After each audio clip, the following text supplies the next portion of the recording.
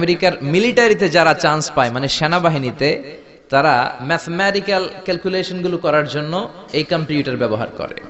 তো আমেরিকার বিজ্ঞানীরা, আহমদ দিদাত তার ultimate miracle of the Holi কোরআনে বলছেন যে কম্পিউটারের সব ইনফরমেশনগুলোকে কনসাইজ করে ওই ক্রেওয়ান সুপার কম্পিউটারের মাইক্রো চিপসের ভেতর ঢুকিয়ে কমান্ড করেছে, is it possible to create a book like কোরআন?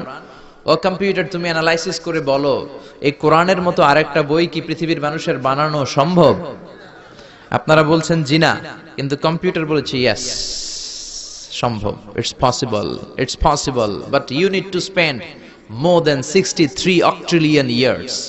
সম্ভব, কিন্তু পৃথিবীর সব মানুষদেরকে 63 অক্ট্রিলিয়ন বছর বেঁচে থাকা লাগবে আর চেষ্টা করা লাগবে।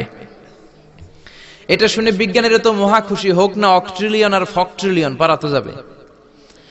কিন্তু নিউমেরিক্যাল সায়েন্স বলে যে octillion is very dangerous to reach there. Octillion হচ্ছে এমন একটা সংখ্যা যেটা পর্যন্ত পৌঁছা মানুষের পক্ষে অসম্ভব।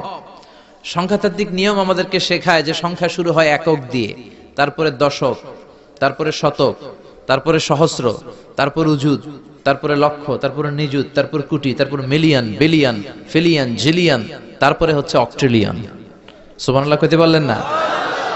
এই 63 অক্ট্রিলিয়ন বছর আমাদের বাইসে থাকা লাগবে। আরে 63 বছরই তো আমরা হায়াত পাই না, ঠিক কি না?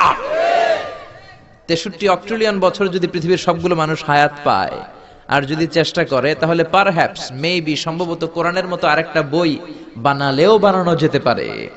সর্বশেষ কম্পিউটারের স্ক্রিনে অ্যানালাইসিস শেষে, বিশ্লেষণ শেষে যে কথাটা এসেছে সেটা হচ্ছে to create a book like Quran.